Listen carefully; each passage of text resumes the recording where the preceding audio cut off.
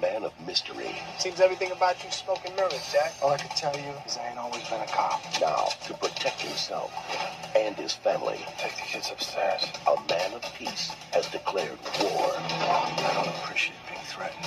I don't like it. Nobody threatens me.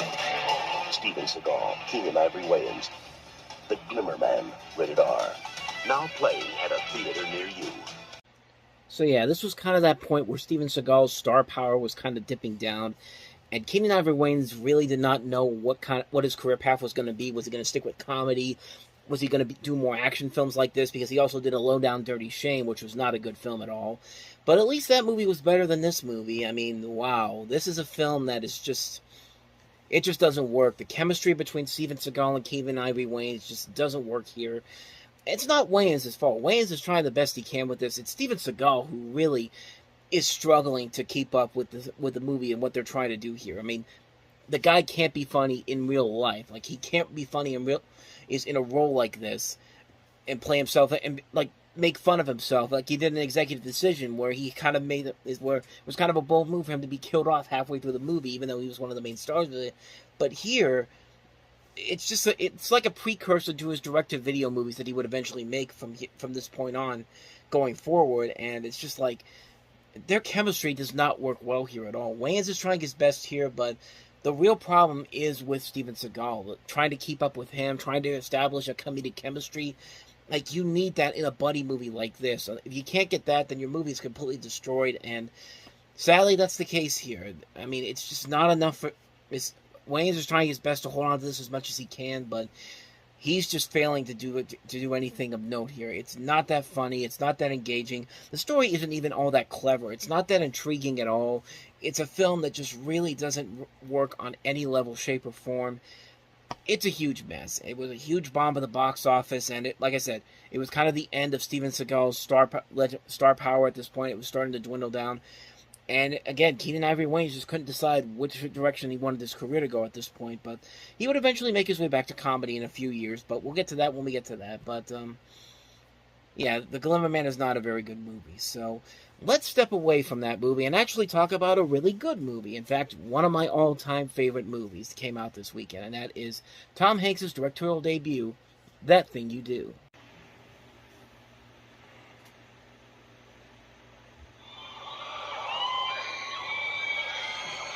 We bow in unison, and we're off the stage before the applause dies out, right? You have your pick? Right here. All right. Keep these with you. Put them on, put them on, put them on. There you go. You guys look great in red. Have I told you that yet? Let's give a big welcome to the latest edition of the Vestron Galaxy of Stars. Go! Doing that thing they do. It's a wonder!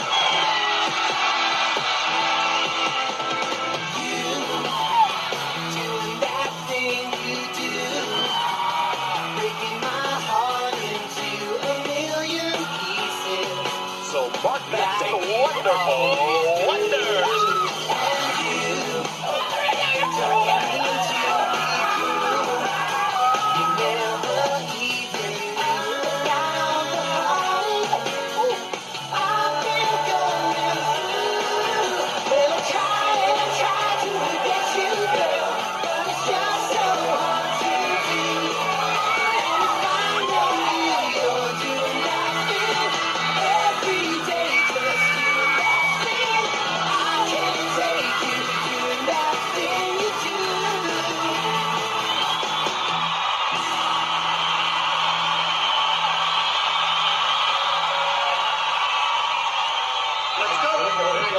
Change clothes and no, put that down. We've got people who do that for you, Jimmy.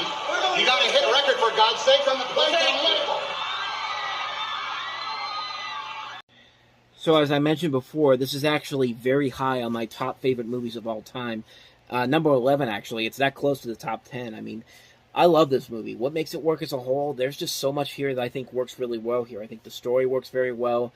Tom Hanks does a good job of taking the story that we've seen done over and over again. It's been done to death so many times. And he gives it its own little twists and turns to make it stand out on its own. The characters overall are really good. You do start to like these characters as the movie goes on, and you understand what to like about them, what to hate about them. You can understand why the characters' motivations are there, and then you have characters like, well, Charlize Theron plays the girlfriend to guy in the movie, and she's only really in the movie for a short amount of time. And actually, there's an extended version where they actually do focus more on her character. But I want to say this about that: there was an extended version that came out in 2007. They add like 40 minutes of additional footage to the film in which you get more character development, most of it on Charlize Theron's character. There's a scene where the two of them make out. At their apartment. There's a scene where there's a version where they go deep into the relationship between Guy and Faye, played by Liv Tyler, and his deteriorating relationship with Tina, as well as Tina's budding relationship with the dentist, Dr. Collins.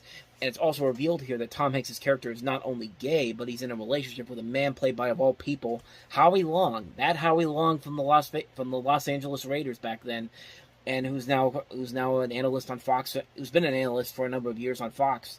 And that's kind of amusing. That's kind of amusing to have that in there. But there's more camera time devoted to the romance between the bass player and the leading singer of the Chanterelles. In the theatrical cut, the romance is depicted mainly as an unrequited crush on the bass part of the bass player. The extended cut clearly shows that his efforts are very much successful.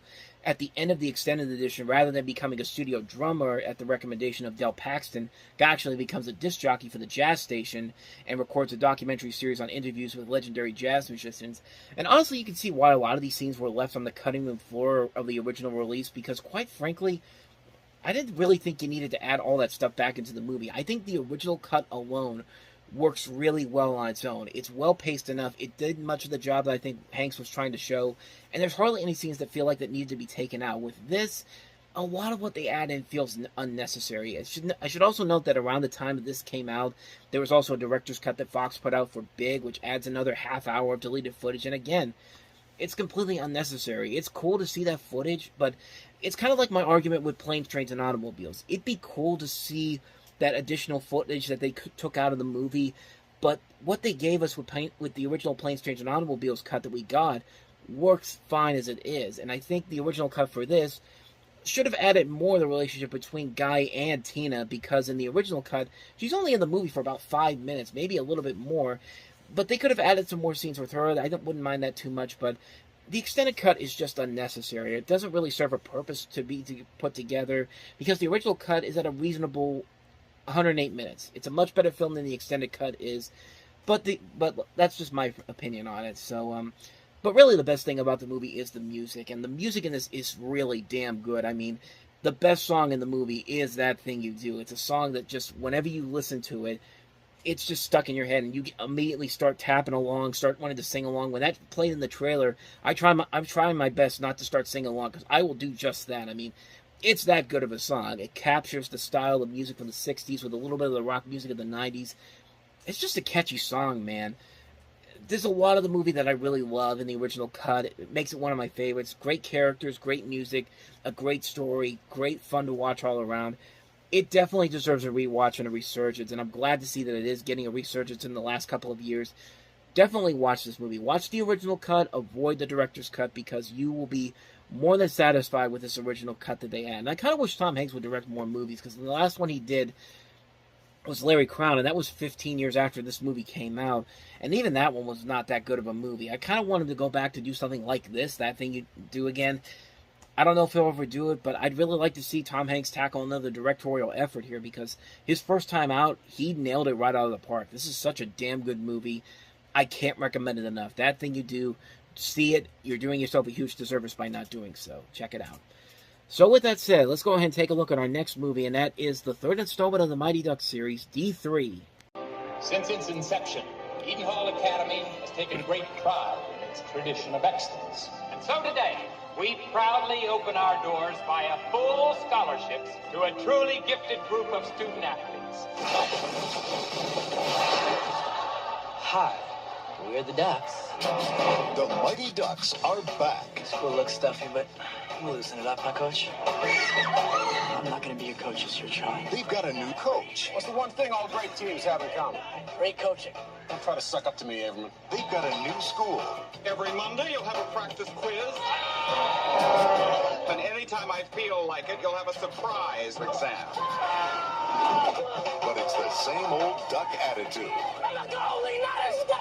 Same old ducks. My dad said I better stay in on scholarship or he whipped my butt. We're the new hockey team, and you are... Varsity, the only hockey team. Just wait till we hit the ice, and they get to see the real Mighty Ducks. I don't like you, Pukes. You took my clothes.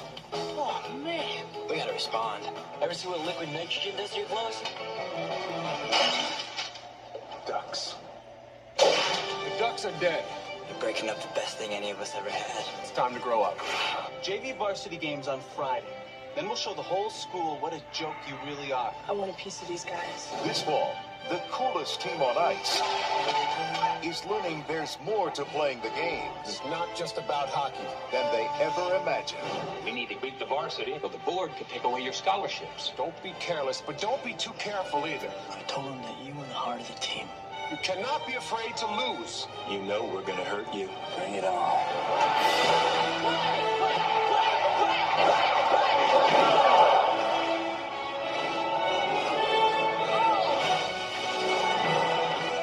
D3, the Mighty Ducks.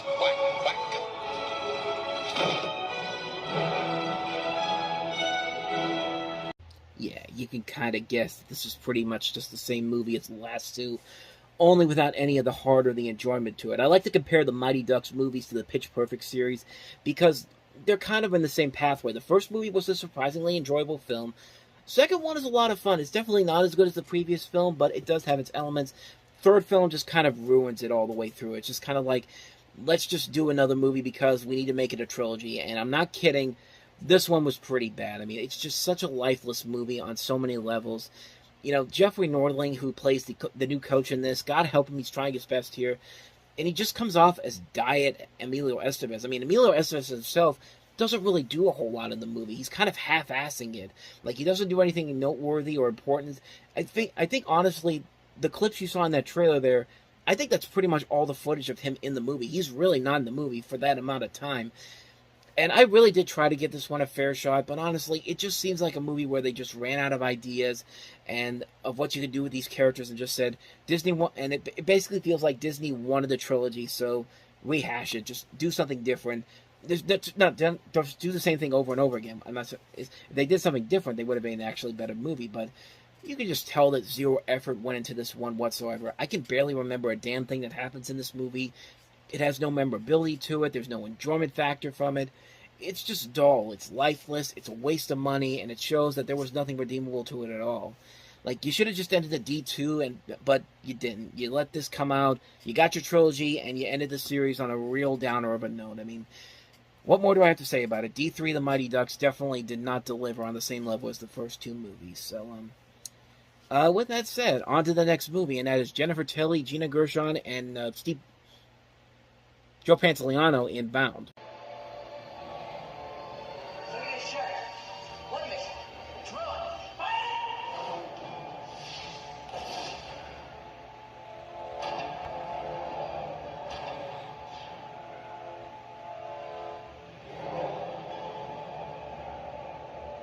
What you do? Everything you could. I don't know why I said Steve Buscemi. He's not in this movie, but I did remember that Joe Pantoliano was in here. And this is the first feature film directed by the Wachowskis, back then known as the Wachowski brothers. And this was the first movie that got them noticed. This is a film about a woman played by Jennifer Tilly who escapes her relationship with her mafioso boyfriend, and she enters this affair with this other ex-con played by Gina Gershon, and the two women hatch a scheme to steal $2 million of mafia money. And this is a really damn good movie. This is a really solid film featuring two very good, well-written female characters. They did not write gays and lesbians very well for most of the 1990s. For most of the 1990s, I mean, back then it was really hard to get a strongly written, well put together gay character or lesbian character, with a couple of exceptions, something like Will and Grace or specific other movies that I can't think of off the top of my head. But this is definitely one of those films that really is one of the best ones from that time period. I mean, Jennifer Tilly and Gina Gershon just work off each other so well. The chemistry is so good. These are two very terrific actresses working off each other, and they're just really taking control of the show here. I mean, the cast overall is great here. The visuals are very nice here. You definitely get a sense of what would eventually come with the Matrix movies later on from the Wachowskis here, and it just really is just so well done. It's a very solid film. I don't think I really need to say too much more about this one that hasn't been said already. People have seen it, and you can pretty much see why it still holds up after all these years. It's really incredibly well done. It's a solid film. Great entertainment all around. Great thriller. Highly recommended if you haven't seen it already. So that's bound. So let's go ahead and take a look at our next movie, and that is David Cronenberg's Crash. Lies the rapture and the rage of Crash.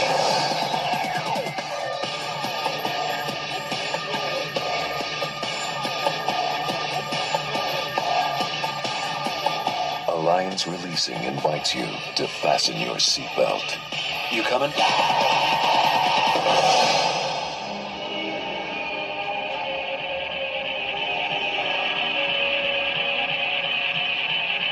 Crash. So, not surprisingly, this movie got a pretty polarizing reception, but then again, that was David Cronenberg back at this point. I mean, it started with Naked Lunch, and then followed that up with Butterfly, and then this. This certainly was a film that really was something very different and very, very controversial at the time. And it's a film that I remember seeing it a long time ago, and I remember thinking the same thing. It definitely has that kind of a feel of a movie that could polarize people. Some people will love it, some people will hate it. I was kind of in the middle on it. Like I said, it's been a while since I've seen this movie, and from what I remember for it, I liked it, but I didn't really love it. It was one of those movies that just felt like it did what it was promising to do. It was a very dark, twisted film. It delivers on what it promises. Some of it's uncomfortable. Some of it is very enjoyable. And that's what David Cronenberg does best. He did best at that time. He made you question, should you be enjoying this, should you not? This is certainly not on the levels of something like Naked Lunch. That's a film that's still very bizarre and unique in its own way, but this film comes pretty close. I think it works. What I think really works about it are the performances in here. James Spader, Holly Hunter, Elias Koteas, Deborah Unger, Rosanna Arquette.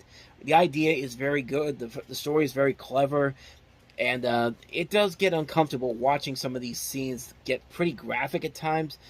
Like, I get what they're trying to do. I get what they're trying to point out here, and you got to give Cronenberg his credit for doing whatever he thought was going to be worthy of entertainment value, and whether or not you feel about it, like, it's still a film that's it's still a very polarizing film. There's parts of it I really like, there's parts of it I really don't like.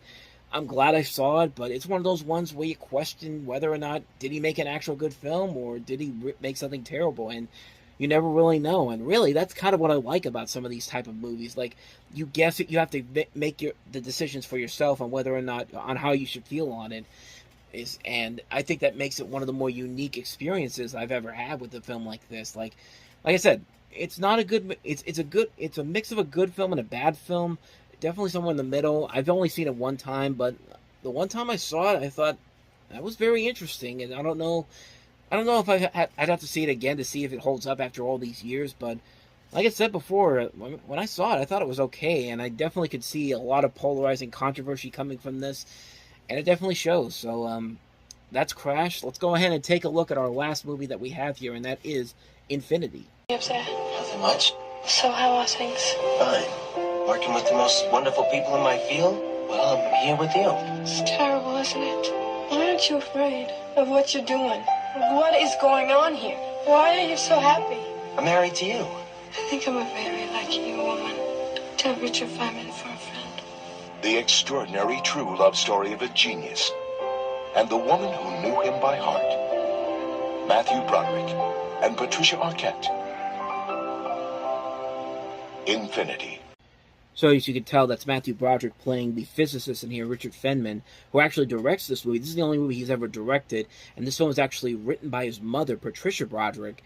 And the story basically is kind of a mix of both What Do You Care When Other People Think by Richard Feynman, and also follows the story of Richard and his father Melville who's played by Peter Regal, walking through the woods where Melville shows his scientific inspiration for Richard.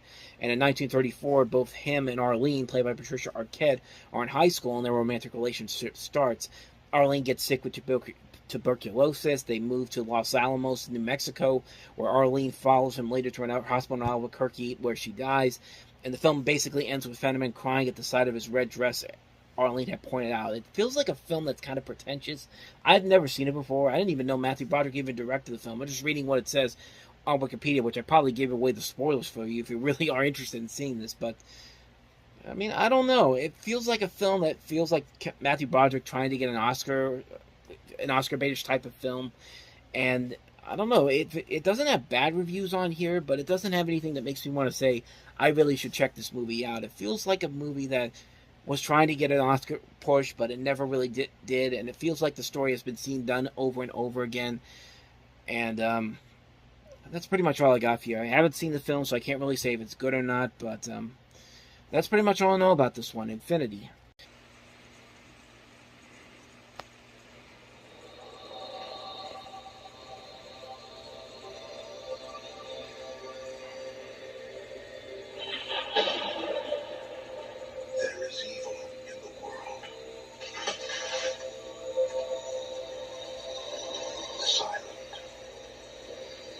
Relentless, deadly.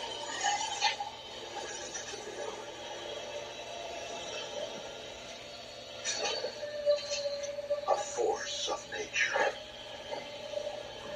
that never hunts alone.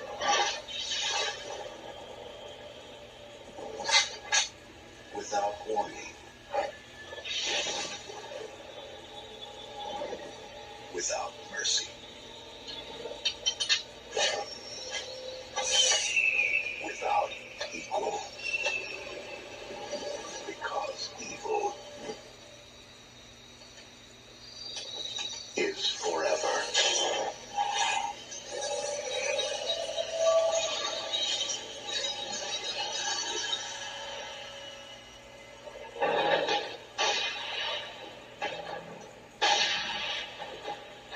Only the most incredible parts of the story are true. So this comes to us from Stephen Hopkins, the director of Nightmare on Elm Street 3, I believe. Nightmare on Elm Street. It was either 3 or 4. Let me double check here. I was not even close. It was Nightmare on Elm Street 5. He also did Predator 2, which is a pretty good sequel. Judgment Night, kind of a very underrated film, and then Blown Away, which is not a very good movie. And this movie here is, I'll give it this. It wasn't as bad as The Island of Dr. Moreau, but it certainly wasn't a great film either. It was actually written by William Goldman, who actually has another movie we'll be talking about in just a little bit here. You got a basic story here about the Tsavo man-eaters, which are a pair of male lions that terrorized workers in and around Tsavo, Kenya, during the building of the Uganda-Mombasa Railway in East Africa in 1898. And you got Michael Douglas and Val Kilmer playing this colonel, and also this who's the other? Who did Val Kilmer play? I can't remember. It's been a long time since I've seen this movie, and from what I remember from it, I did enjoy it. I didn't think it was anything that spectacular, but I got some value out of it. I thought some of the action sequences were nicely done. I thought the performances were okay for the most part. The set pieces are very nicely done. But other than that, though, it's a movie I've largely forgotten about. It's been like maybe 10 years since I've seen this movie. I haven't seen it since then. But from what I remember from it, I did kind of enjoy it, but at the same time, it's not something I'd ever want to go back to. It was kind of one of those one-watch type of things.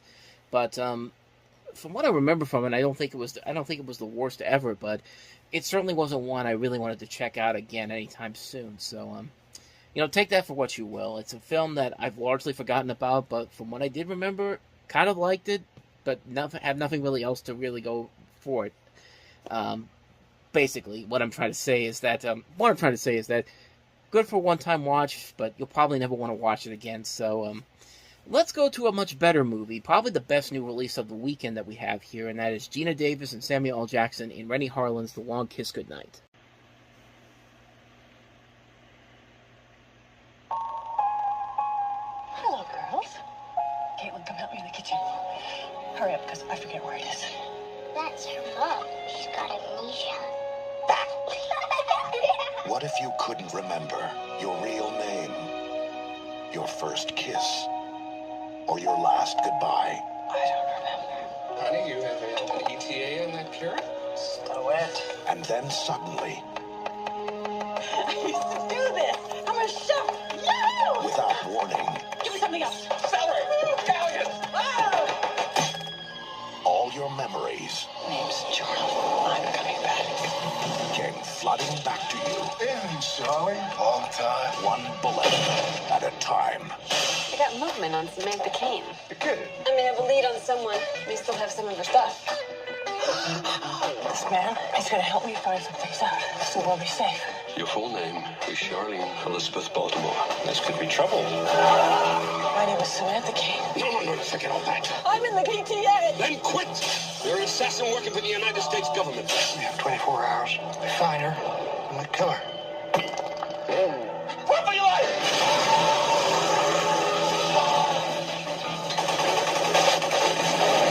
Charlie Baltimore's alive, sir. Who are you? Name's Charlie. The spy. Back when we first met, you were all like, oh, boy, I burned the darn muffins. Now, you go into a bar, 10 minutes later, sailors come running out. What up with that? This fall, Honk if there's any trouble. Yeah, so Miss Daisy, I be honking. if you have plans for a calm, quiet evening, Cover your ears. Hey, should we get a dog? it's time to kiss them all good night.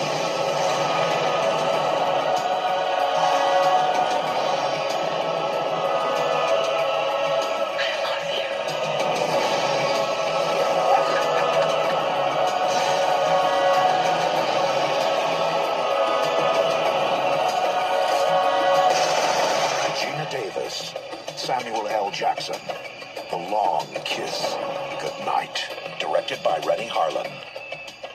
Certainly a much better movie for both Rennie Harlan and Gina Davis after Cutthroat Island was a huge disappointment. And this is just a great, great movie. It's a great action thriller. It's a great comedic action thriller. You got Gina Davis and Samuel L. Jackson in this. You see Brian Cox in there as well, Craig Bierko, David Morse. And it's written and produced by Shane Black. I mean, Shane Black, Shane Black is a damn good writer, and it shows here. Like, he combines both the more comedic and dramatic moments as well as the action moments in here. He puts them all together very well in most of the stuff that he writes for, and it delivers really damn good stuff here. There's a lot of great moments in here. It's a really damn good movie. I wish I could say anything new that hasn't been said already about it, but honestly, everybody's pretty much already said that this is a pretty damn good movie. The pieces are definitely there. Shane Black, Rennie Harlan, Gina Davis, Samuel L. Jackson, just that meshing together just amounted to a really damn good movie that was both very funny, very well written, very action-packed, very dramatic.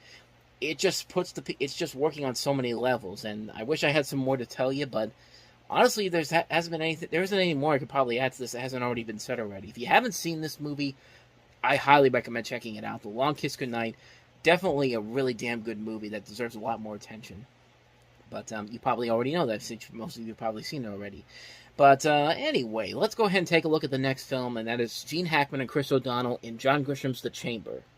30 years ago, a crime was committed. Sam Cahill's my grandfather. But the truth I've always found it difficult to believe he acted alone. is still at large. Maybe someone else planted the bomb. You have no idea what you're doing.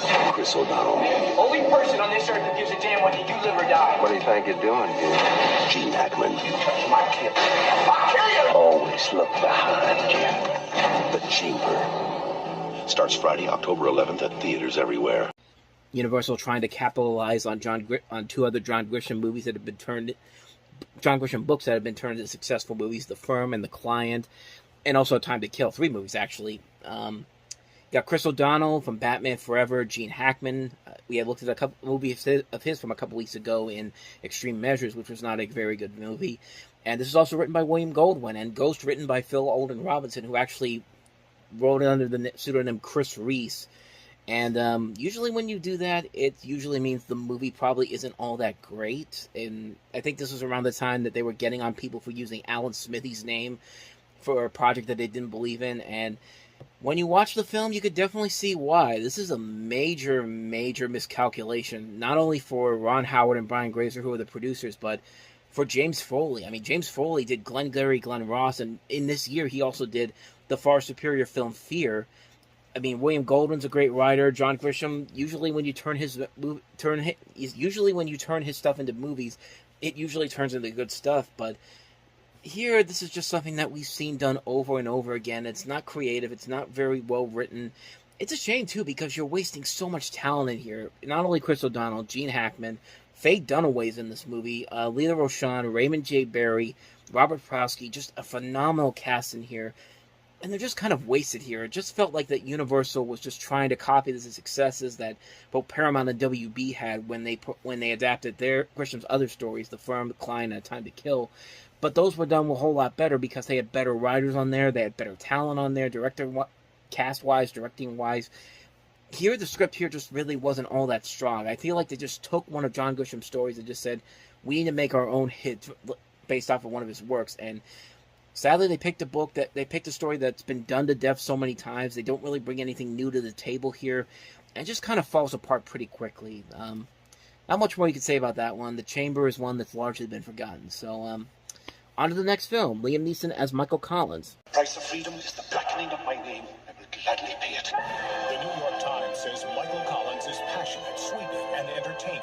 CBS TV says Liam Neeson is sure to win an Oscar nomination. Once I start, there'll be no stopping me. It's a powerful, strong, and provocative epic, raves the Los Angeles Times, with romance, passion, and excitement. And Siskel and Ebert give it 2 thumbs up.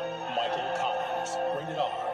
Now playing select cities. Opens October 25th everywhere. Yeah, spoiler alert, Liam Neeson did not get an Academy Award nomination for Best Actor here, and it's a shame because he really is one of the stronger parts of the movie. In fact, the movie itself isn't terrible, but it does fall back into the category of the Oscar baitish movies, the movies that are trying to push themselves for awards bait. I mean, they've got a really good cast here, not just Liam Neeson, Aidan Quinn, Stephen Ray, Alan Rickman, and Julia Roberts in this movie. I mean, stacked cast right there.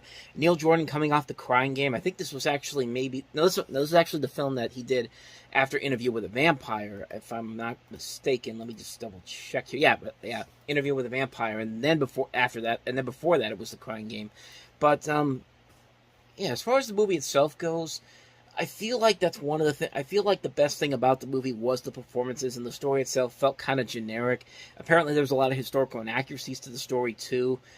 And, I don't know, it just felt like a movie that just felt like an Oscar bait film. The effort wasn't really there to put a good script together. They said, hey, let's get something so we can get some awards talk for this. And sadly, it didn't work out for them. The movie itself isn't bad per se. The performances, I think, carry it through. But the story itself is nothing all that special. It's nothing all that engaging. And it just feels like it's just passable at best here. It's not a bad movie, but it's not a great film overall either. So, that's Michael Collins. On to the next film, another star-studded film here, The Grass Harp. So little, once it is changed, changes back. A memory fades with each passing year. I live with the sound of a harp of voices inside my head, telling a story. If you can love one thing, you can love another. They are forever talking. Only thing I know is love is a chain of love. Same as nature's a chain of life. I'm feeling old. I'm on my sister. And the voice is Dolly's. Do you hear? The harp of voices telling a story. It's the grass harp. I mean, a pretty stacked cast right there, and this is based off of one of Truman Capote's stories. This is set in a 1940s Alabama town. You follow this guy who is sent to live with his father's mated cousins, the sweet Dolly and the overbearing Verena, following the death of his mother, and he soon discovers that the Talbot household is anything but normal, and after losing his father, I should say, he grows close to this girl and this maid, and becomes acquainted with the eccentric town people, from the gossip-loving barber to a traveling evangelist with 15 illegitimate offsprings. And to escape the oppression of Verena, they run away to an old treehouse in the woods, and the rebellion sparks a series of events that change their lives and the entire town as well. I mean, that cast right there, Piper Laurie, Sissy Spacek, Edward Furlong, Nell Carter, Walter Matthau, and Jack Lemmon. It's interesting to see them in this movie. Roddy McDowell, Mary Steenburgen, Sean Patrick Flannery, Joe Don Baker, Mia Kirshner, Charles Durning, Doris Roberts. There's a great cast involved here.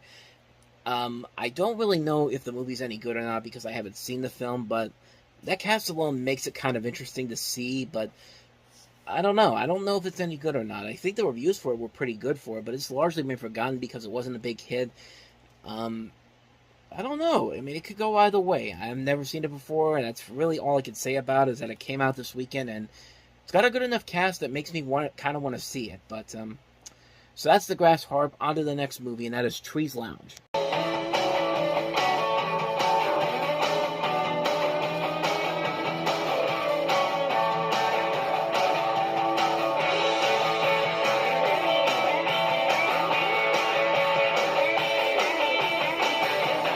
Been somebody instead of an ice cream man, which is what I am, let's face it. Another movie I haven't seen before, but it's got a pretty good cast to it. You got Steve Buscemi starring in, writing, and directing as well. Anthony DePaglia, Chloe Sevigny, Samuel Jackson, Debbie Mazar, Mimi Rogers, Carol Kane, Seymour Cassell. I mean, there's a really good cast here. The story, I think, basically is around the examination of these characters' self-destructive behavior, revolving around their shared hangout of the titular bar and lounge. And what I found interesting about this was that supposedly this was the inspiration for David Chase to create The Sopranos, which Buscemi would later join the series as a director. He directed a couple of episodes and starred in the series during the fifth season. So that's kind of interesting to note about this film. But other than that, though, I don't really know too much about it. It's got some good reviews to it, so maybe it is actually a pretty good movie. So, I wish I had some more to tell you about it, but again, haven't seen it, so I can't really say if it's good or not. But judging by the reviews I see for it, I doubt it's anything that bad. So, so let's go ahead and take a look at the next movie, and that is Microcosmos.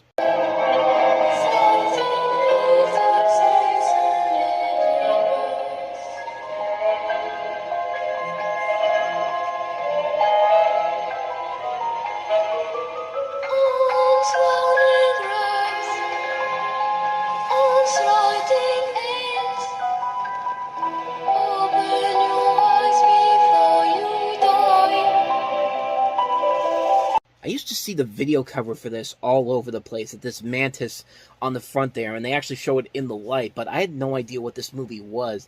Apparently, it's unlike a number of other nature documentaries. This doesn't have like a narrative for most of the runtime, only has a couple of brief passages of narration, and it basically kind of has the story of dealing with insects and other small invertebrates, and features just music, and it sounds like an intriguing concept, honestly.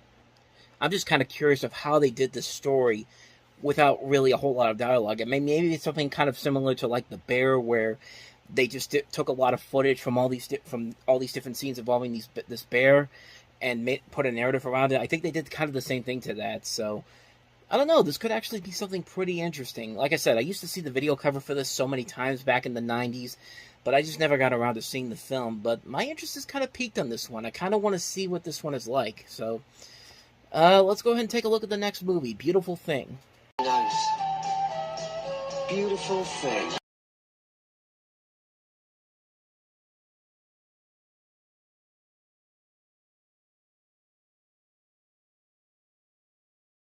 Premise, you got this guy who is gay, and he has to kind of deal with the trials and tribulations of trying to fit in with this notion. But what I think is kind of interesting about this movie is that it's the atmosphere of it is very heavily influenced by the soundtrack, consisting almost entirely of the music of the Mamas and Papas, and also Mama Cass Elliot, which is why in the trailer you hear, California Dreaming and Make Your Own Kind of Music, two very good songs, and I think they play very well to set up this movie here. I've never seen this movie before, but again, it doesn't look like it's a bad movie. It actually looks pretty intriguing, honestly. Like, it looks like it could be a very solid film. I don't really know too much about it. I've never seen it, so I don't really know if it's any good or not, but this trailer definitely had my interest for it. Another quick review on that one, because I haven't seen it, but the next movie I've definitely seen, it's Al Pacino in the documentary Looking for Richard. For Richard. Who's going to say action around here? I don't want to. Action. Now is the winter of our discontent. Now is the winter of our discontent. is the winter of our discontent. And for my name of George begins with G, it follows in this thought that I am he. His first name is really George. Whose first name? Clarence's.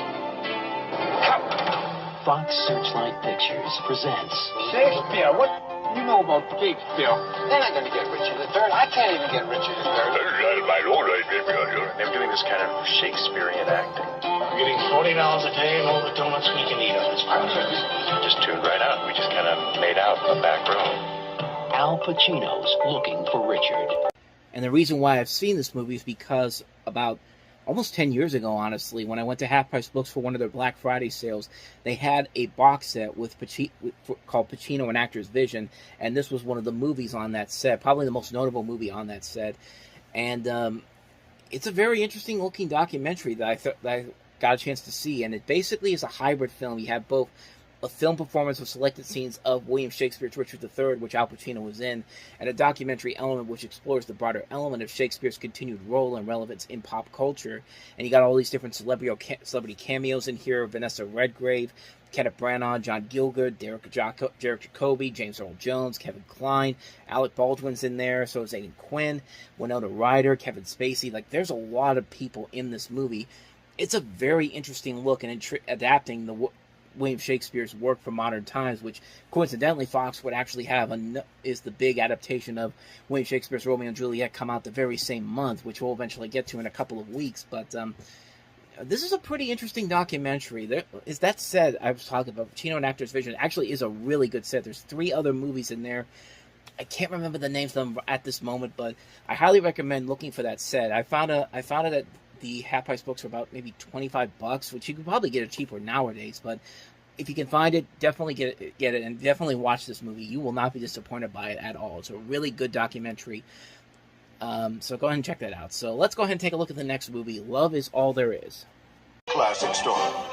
Starring Lainey Kazan of The Associate and Beaches, Joseph Bologna of The Woman in Red and Blame It on Rio, Renee Taylor of Delirious and TV's The Nanny, William Hickey of Sea of Love and Prince's Honor, and Paul Sorvino of William Shakespeare's Romeo and Juliet, The Firm, and Goodfellas. A wickedly romantic comedy that simply delights. Wacky and offbeat. An extremely funny film. Comedy at its very best. They love each other. Is that such a bad thing?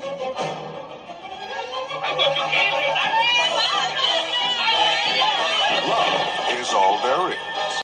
Speaking of Romeo and Juliet, here's another modern retelling of Romeo and Juliet, this time set in the Bronx, where you have the Capomezzos, who are Bronx-born Sicilians. They own a local catering business, and their son falls in love with the Melisse's daughter, and lo and behold, it's basically the staging of Romeo and Juliet in modern times. And I think it got overshadowed, definitely, by the Baz Luhrmann film, but really good cast in this one. Lainey Kazan, Paul Sorvino, Angelina Jolie, Renee Taylor, William Hickey, Dick Van Patten, Ava Gona, Connie Stevens, Joy Behar. There is a good cast in this movie.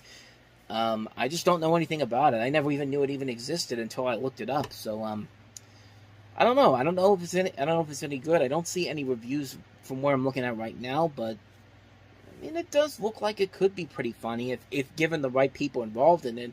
I don't know these 2 other directors' works, Joseph Bologna and Renee Taylor, who are also in the cast as well. But like I said, I don't know if it's any good or not, but I just saw it there.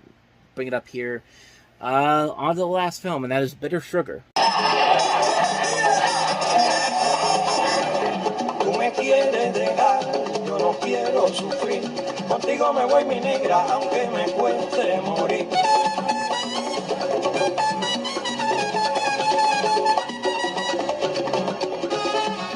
Deberíamos habernos conocido en otro tiempo, en otro lugar. In the twilight of the revolution, their love becomes a memory. Bitter Sugar. Directed by the same guy that did Sugar Hill with Wesley Snipes a couple years prior. Shot in black and white, filmed in Santa Monica, starring a cast of Cuban-American immigrants. Through it uses also archival footage from Cuba. Never heard of this movie before I looked it up, so I can't really tell you if it's any good or not, but the trailer for it did have some intriguing elements to it, but again, I don't really know too much about this one, so I can't really say if it's good or not, so Again, I wish I had some more for you, but that's another quick one right there. So, that's Bitter Sugar. I wish I had some more for you. Academy Award-winning director Barry Levinson brings you the powerful saga of four friends reunited for the ultimate story of revenge. You still sleep with the light on? What do you say, Mike? Payback time. Critics are calling Sleepers powerful, riveting, stunning, unforgettable. Hoffman and De Niro are Oscar-worthy. Sleepers, based on the controversial bestseller, rated R, now playing at a theater near. I mean, just that cast alone, you got Kevin Bacon, Jason Patric, Brad Pitt, Robert De Niro, and Dustin Hoffman. And then you add in people like Minnie Driver, Brad Renfro, Jeffrey Donovan, Terry Kinney, Bruno Kirby, Billy Crudup. There's a ton of really good people in this movie. And Barry Levinson wrote and directed this movie, and usually he is very good with these type of films. And he actually does a pretty good job here. I won't say it's one of his best movies overall. It has kind of a formulaic story about revenge, kind of, but it is fine for what it is. I've never read the book this is based off of. I remember seeing this movie about, 5-6 years ago. I thought it was actually pretty good. I think these actors really do a good job working off of each other. There's a really good story here that works very well here. It's a nice revenge story. It's a really solid film overall. It definitely delivers what it promises with the material given here. And it's a pretty good film. Very formulaic at times. It's been there, done that before, but it is overall a pretty good film. I think it's one of Levinson's more underrated movies, obviously, because this is a film that I don't hear a lot of people really talk about when they talk about Barry Levinson's best works. This isn't quite up there with some of those films, but this is definitely still a really good movie. I definitely say check it out. So with that said, on to the next movie, and that is Spike Lee's Get on the Bus. Going to the Million Man March, it's time to get on the bus. On October 16th, the one-year anniversary of the Million Man March. How do you work things out without the sisters? Director Spike Lee welcomes you aboard. I'm telling you to back off. That's what I'm telling you. On a journey of discovery. Freedom now! It's time for the brothers to work it out. Get on the Bus, a Spike Lee joint, rated R. At theaters Wednesday, October 16th. Yeah, coincidentally, this came out 1 year after the famous Million Man March in 1995. And for Spike Lee, it was a nice return to form for him. After he had a couple of stumbles with Crooklyn, Clockers, and Girl 6, this is a nice return to form to him. That may be one of his best movies that nobody really knows about. It kind of came and went, but it really is a movie that I don't think gets enough recognition. I'm really happy that I found it recently. It is an engaging and entertaining drama that has such a strong cast involved with it. This is another movie that has an amazing cast. I mean, Charles S. Dutton, Ossie Davis, Isaiah Washington, Harry Lennox, Andre Braugher, Hill Harper, Bernie Mac. It does a good job of using the Million Man March as part of its basis for the premise and creates an effectively done script by Reggie Rock by the Wood, who had done New York Undercover at the time. It's probably one of, if not Spike Lee's most underrated film as a filmmaker, combining a good script, great ensemble cast, an engaging, entertaining drama, creating very likable characters, a good setting that makes for a good movie in the end. This is one that not a lot of people really talk about, but it's one I'd highly recommend checking out. If you want to see some of Spike Lee's best works overall, this is definitely one of his best ones. It's one of his more underappreciated works, and certainly beats the crap out of Girl 6 from earlier in the year. This is definitely a strong improvement over that film. So, yeah, I highly recommend checking out Get on the Bus. So, with that said, let's go ahead and take a look at the next movie, and that is To Jillian on Her 37th Birthday.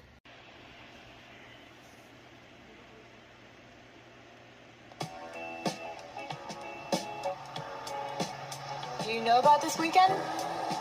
An anniversary. It's the anniversary. You are fixing me up with a man on the weekend anniversary of his wife's death, which also happens to be her birthday. I'm sure that we'll all laugh about it on the dinner. Every year, the Lewis family celebrates Jillian's birthday. The plan is to get me over Jillian. It's been 2 years. I'm not over her. With music in the night. I love this song. You make me feel like dancing. Oh, that's right. Castles in the sand. I want to beat Megan Weeks. I've lost to her 3 years running. She's ungracious. She's arrogant. She's 9. And romance in the air. I feel like, oh, Daddy, hi. You're drunk. Okay, say goodbye to Joey forever. Goodbye forever, Joey. Call me. But this year... Mommy, you talk to her like she's right in front of you. No, that's... Sometimes. There's someone unexpected at the party. You're okay, Mr. Man. I Don't play with the live girl! Julian! In your psychology classes, do they have a name for this kind of behavior? Oh, yes, it's nuts. He will be all right. It's just, he really loved her. To Jillian on her 37th birthday. Does Jillian appear to you out there on the beach? Yes, she does. You swim with her? Yes. Is she naked?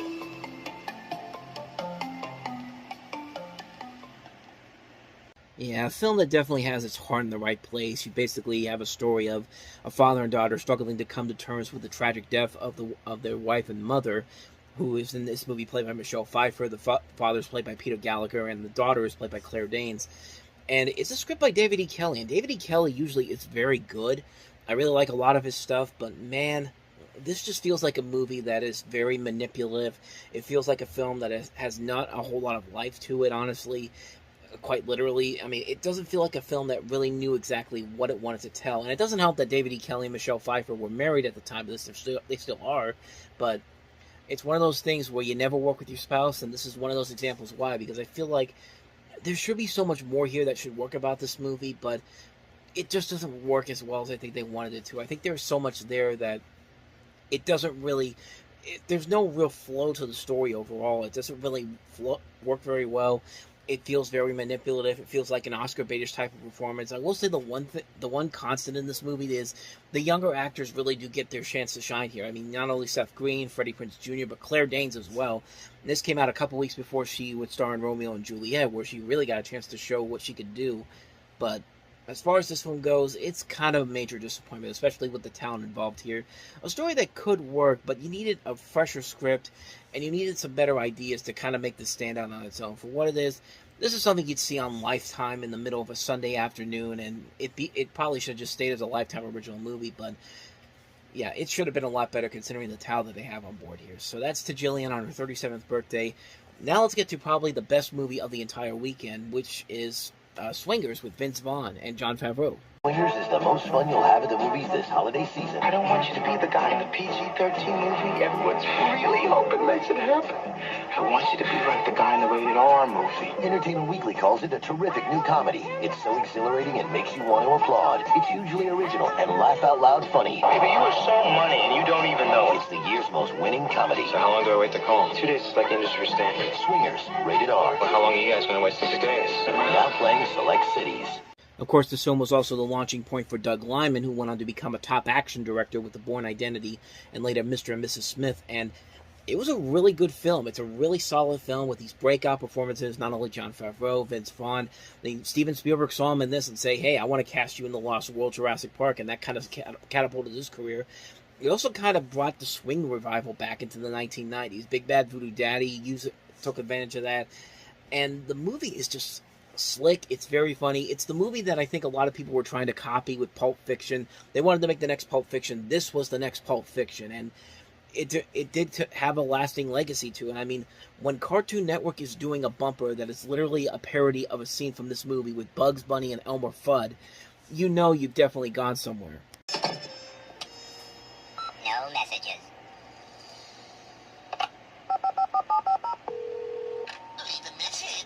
Hello, Brunhilde. This is Elmer.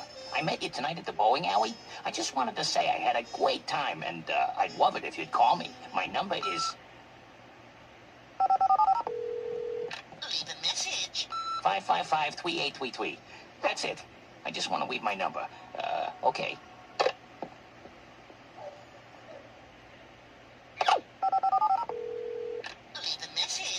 I just got out of a very serious relationship with a girl who turned out to be a wabbit, and that's why I'm acting so weird. It's not you. It's me. This is Elmer. Oh, Fudd. Leave a message. I don't think this is working out. Elmer? Brunhilde? Great. Don't ever call me again.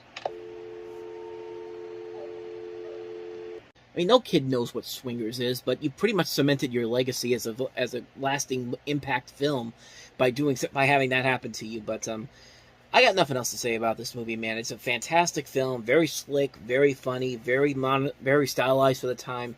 It's an amazing film, a great cast. I mean, like I said, Jon Favreau, Vince Vaughn, Ron Livingston, Alex Dessert, Heather Graham, Brooke Langdon, Big Bad Voodoo Daddy's in here, Ahmad Ahmed, Stephen Gaghan, just Roger Cumbo and Mike White also have uncredited cameos in here.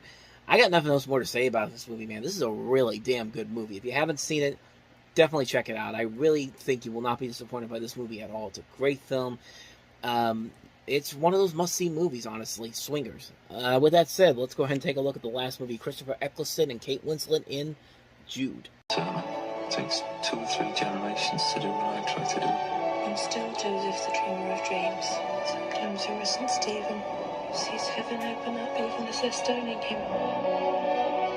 Based off the novel of the same name, you have this guy who goes to the city in the 1800s England, attends a university but marries early and becomes a stonemason, and when his life leaves him, he moves to the city and he actually befriends her cousin, Sue, played by Kate Winslet.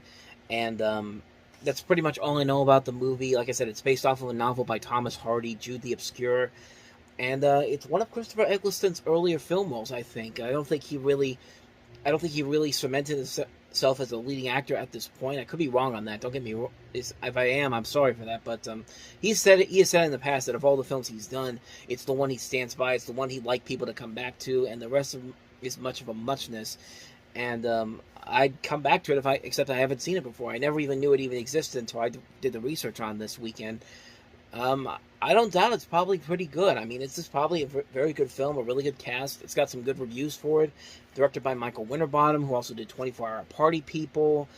A lot of really good movies that are very underrated films. The Mighty Heart comes to example. He's a pretty solid director, and I wouldn't doubt this is actually a pretty good film. But like I said, I haven't seen it, so I can't really say if it's good or not. So, came out this weekend, got to talk about it. So that is Jude.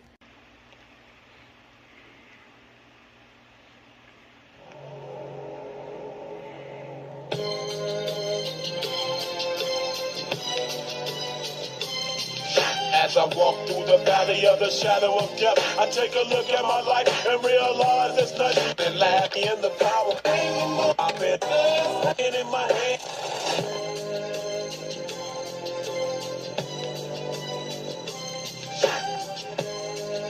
Somewhere out there's a kid crying, "Show me a consonant. Teach me pi r squared." Minds like thirsty little sponges, just waiting to soak up knowledge.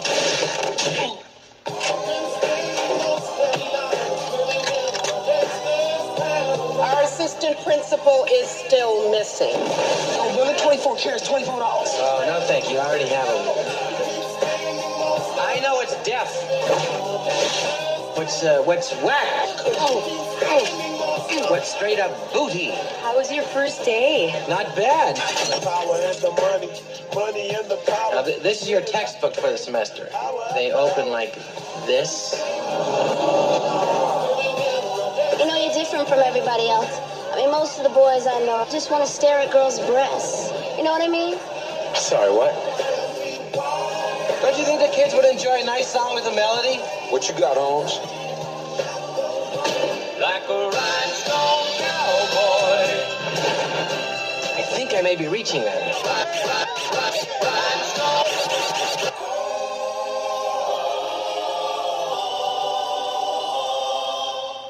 So High School High is, of course, a spoof comedy produced by the same people that did The Naked Gun. In fact, it's written by many of the people who wrote Naked Gun 33 and a Third and the original Naked Gun films. David Zucker, Robert Locash, Pat Proft. It's directed by, of all people, Arthur Reeves, Batman from Batman Mask of the Phantasm, and Ellis from Die Hard, Hart Bochner, who once again did... this is actually his second movie he directed. We've already looked at one of his movies, PCU, which was a fun little comedy here, and I think this movie is really good, too. I mean, when it came out, it did not do well critically or financially, mostly because they thought it was not as good as The Naked Gun, or something like the best spoof movies, like Hot Shots and all that type of stuff, but really... When you go back and look at this decade of spoof movies and look at what we had after that with the films from Friedberg and Seltzer, and the basic idea that the spoof comedy has now just become what Friedberg and Seltzer and the Wayans brothers had done later on in their careers, I should say.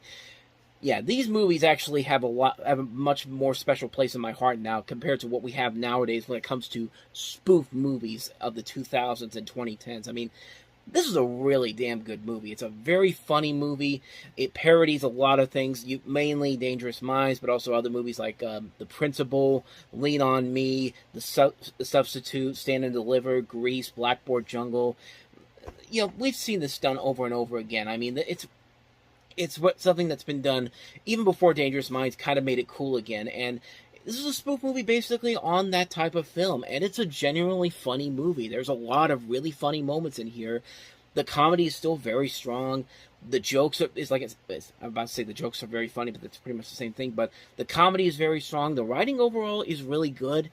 I like these characters a lot. John Lovitz plays a very good leading role in this, playing the teacher in here.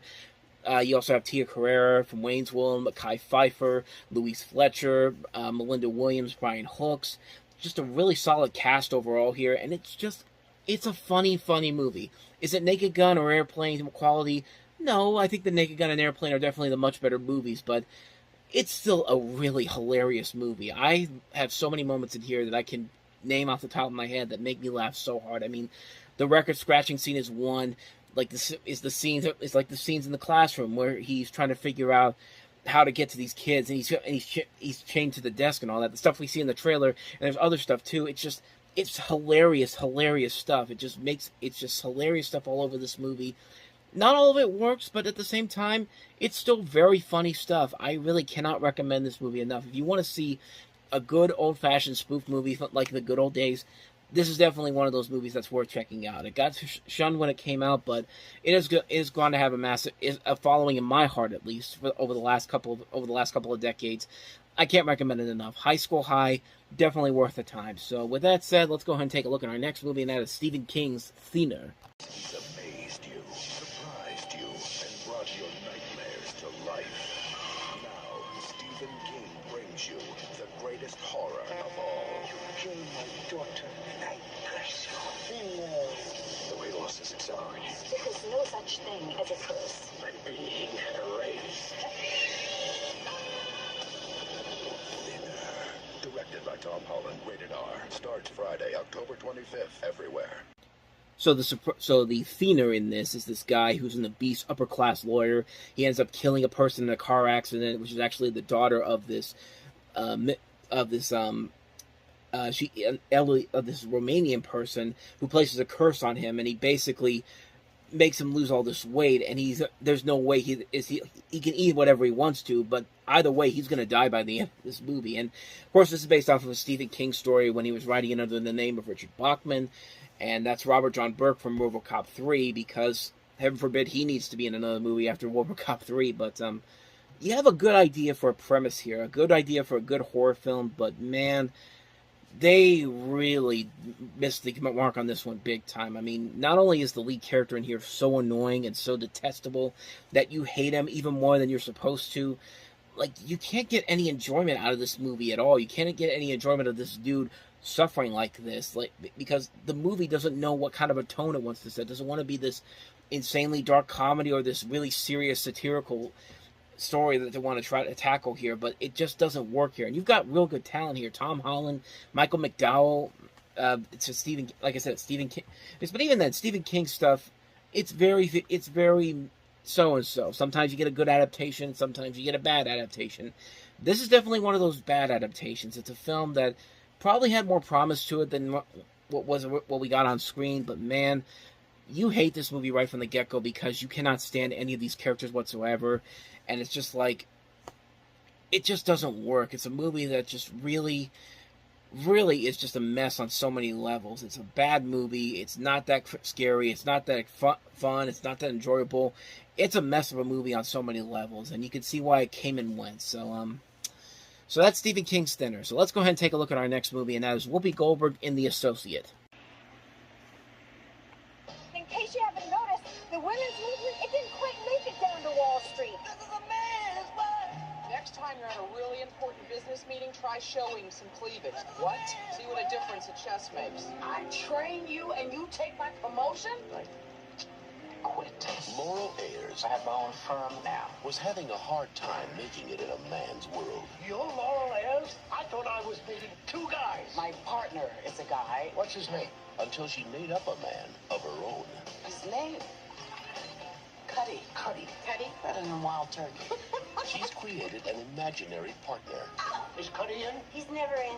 This early. Really? Nobody even knows who this Cuddy is. Minor details. Mr. Cuddy? No, he's in the bathroom. But she's doing all the work. I'm going to go with Cuddy. Call me. Mr. Cuddy! And he's getting all the credit. Without him, you're nothing.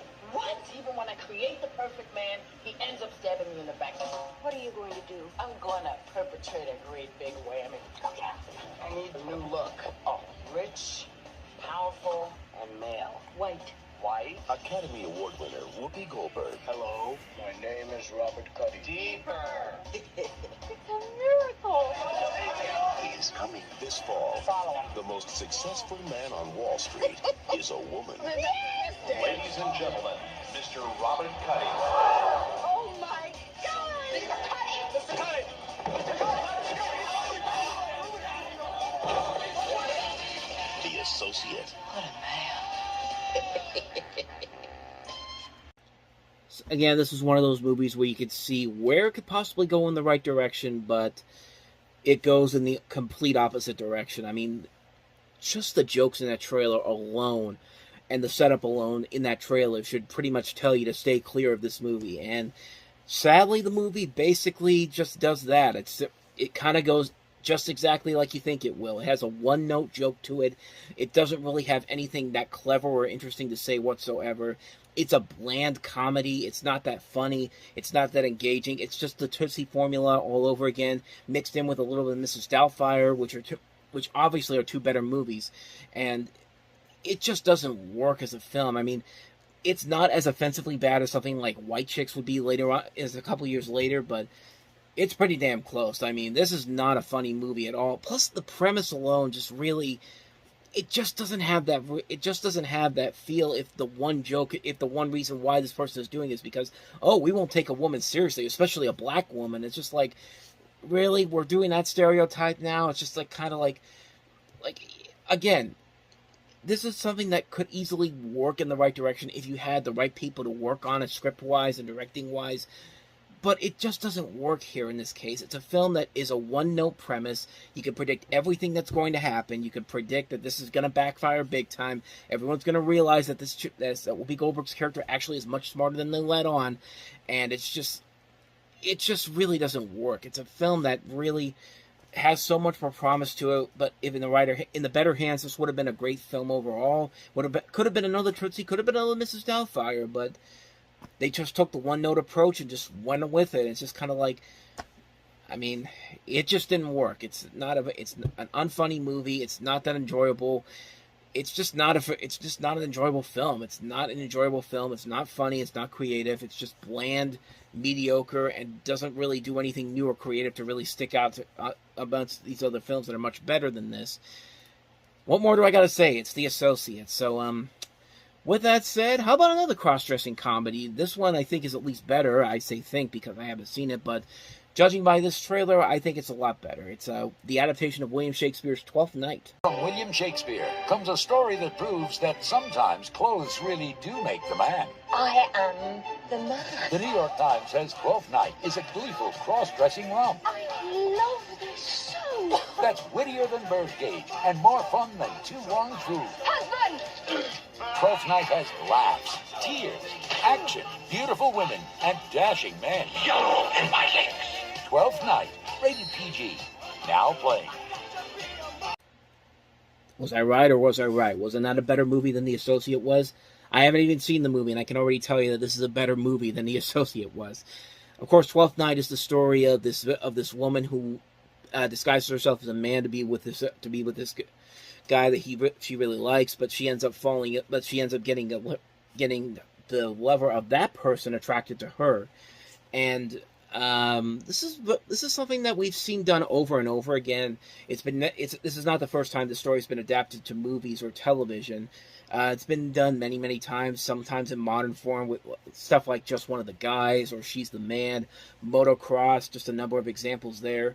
I mean, even a little bit of Mulan took a little bit, even Mulan took a little bit from this well, actually, I would say it kind of did, but that was also kind of based on a true story too. But we'll eventually get to Mulan later on to really delve into that. But like I said, I haven't really seen this movie, but judging from the stuff here that I see in this trailer, I think it looks like it's a lot better film than much better than The Associate was. And it actually looks like a kind of enjoyable film, honestly. It's a really good. It looks like a really solid film. It's got a real good cast: Helena Bonham Carter, Richard E. Grant, Nigel Hawthorne, Ben Kingsley, Mel Smith, Imelda Staunton, Toby Stephens, Imogen Stubbs. I mean, some really notable names in this movie, and I think it delivers I think it looks like it's going to deliver everything it promises in terms of the adaptation of the story itself, and it looks like it could be a fun movie overall. I think it looks like it could be a really good film. I haven't seen it, so I can't really say if it's good or not, but already shows a lot of promise in the last movie we looked at. So that's 12th Night. Let's go ahead and take a look at our next movie here, and that is Michael Cimino's Sun Chaser. May beauty be before me. May beauty be above me. May beauty be all around me. To Dr. Reynolds, folks. The youngest head of a section in surgery. You will remember your friends, won't you? What was your name? Dr. Michael Reynolds had everything a man could want. This patient should be down in pediatrics. Pediatrics sent him up. They can't handle him. What the hell does that mean? He's a killer. Until he crossed paths with a criminal. You looking at me like I'm an animal or something? Who had nothing to lose. I give him 1, maybe 2 months. Still looking pretty. Still looking good. Now, Drop it! he's become a prisoner What's the problem? in a desperate escape. Right now, there is a manhunt underway for you and me, my friend. Don't flatter yourself, man. We were talking about you two on Good Morning America. You have television. No, smoke signals. You need to be in a hospital. I need more than that. There's this magic lake on top of this mountain. If you swim in its waters, it'll take away all your sickness. You think because you saw some picture in some book that you're just gonna pull up in front of it like it's Disneyland? It's real. Ain't nothing sacred to you. If you think that you're gonna stop me, you're dead wrong. You ain't deep enough. From Academy Award-winning director Michael Cimino, Woody Harrelson, John Seda, Sun Chaser. How the mighty have fallen. It's hard to believe that 20 years prior to this, almost 20 years prior to this guy did The Deer Hunter, and then and ever since then, it's been downhill from there. After winning the Oscar for Best Picture and Best Director, this guy has not made a good movie since then. Heaven's Gate, Heaven's Gate depends on which cut you look at that one. Year of the Dragon's not a good film. The Sicilian's not a good film. Desperate Hours, and he comes back with this movie, and this ended up being the last movie he ever directed. And man, is it a dull movie? It's a movie that probably has his heart in the right place, but really, we've seen movies like this done over and over again, and it's just not. It's not an enjoyable film. It's a really bad script. This dude basically takes this guy hostage and says, "Take me to this place is taking this place I found in a drawing." And Woody Harrelson, you think he'd have I think he has the right to be angry, because it's just like, dude, you kidnapped me to take you to this place that probably doesn't even exist. And he's like, no, man, it exists. You just got to believe in yourself. It's just like, shut up. Like, just shut up. Like, this is so ridiculous. This is such a stupid concept. Real good talent in this movie that's just wasted here. I mean, like I said, Woody Harrelson, John Cena, Anne Bancroft's in here, Talisa Soto, Lawrence Pressman. Some notable names in here, but man, for a director that directed a Best Picture winner in The Deer Hunter, to go from that to this, and this having be your last movie before you die, I think he died a year after this. Oh no, he didn't die a year later. I thought he did, but no, he died in 2016, so 20 years after this movie came out, that's when he died. And to have this be the last thing that you're noted for, it's just like, what a major downfall for a director that made a great film like The Deer Hunter, and then to go from that to this, just unbelievable. It's the old saying, "Oh, how the mighty have fallen," and this is a prime example of that. So yeah, Sun Chaser is not a very good movie, and what a disappointing end to a director that won a Best Director and Best Picture Oscar for this. So for the Deer Hunter, I should say, not this movie. But anyway, on to the next movie, the Muhammad Ali documentary, When We Were Kings. A whole lot they don't know about the legacy of Muhammad Ali, because no matter what era you live in, you see very few true heroes. Hey, you out, sucker. So this is, of course, the documentary about the Rumble in the Jungle, the famous fight between Muhammad Ali and George Foreman taking place in the Congo, and features archival footage of celebrities including James Brown, B.B. King, features Don King, the big promoter who in the lead up to the fight and accompanying the Desire 74 Music Festival. You also have Norman Mailer, George Plimpton, Spike Lee, Thomas Hauser. And it took this guy, the director of this, Leon Guest, 22 years to put this movie together. And in the end, it paid off. It was a big hit critically and financially, and it won the Oscar for Best Documentary Feature. And I gotta say, man, I've seen this because I do really like Muhammad Ali. I have a lot of respect for him for what he did, and those fights to watch back then are really legendary. And this is a really good documentary. It's a really good documentary, chronologically looking at the moments leading up to this big fight.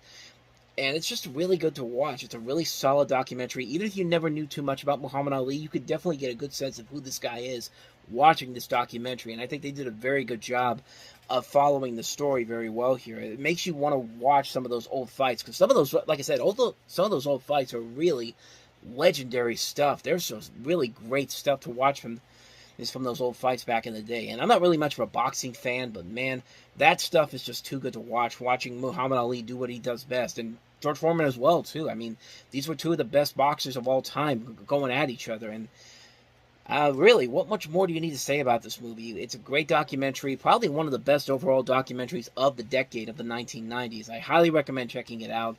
Even if you're not the biggest Muhammad Ali fan, you could definitely find a lot to get out of this. When We Were Kings. So let's go ahead and take a look at our last movie here, and that is Normal Life. The addiction If I'm gonna be alive, I want to be really alive. and crime is the drug. I wish I could fall into a black hole. I'd like to die that way. Danger Like a bullet through smoke. is the greatest thrill of all. Luke Perry of Beverly Hills 90210 and Ashley Judd of Heat. Forever, you said! You said forever! Normal Life. Love it You ready? Time to go. or lose it. Of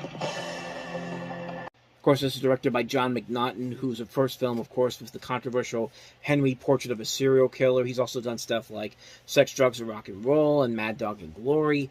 And this film is based off of a true story about the real-life accounts of husband and wife bank robbers Jeffrey and Jill Erickson.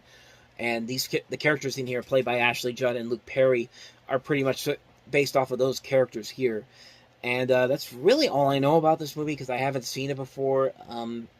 Luke Perry and Ashley Judd have made some pretty good movies, and this one's got some pretty decent reviews to it. But kind of reminds me kind of a modern-day equivalent to something like Bonnie and Clyde or something like another version of Natural Born Killers, which I really like that movie a lot, and I like Bonnie and Clyde a lot. Like I said, I haven't seen this one, so I can't really say if it's too good or not, but I mean, it's got a pretty good cast here. Ashley Judd, Luke Perry, Kate Walsh is in here from Grey's Anatomy.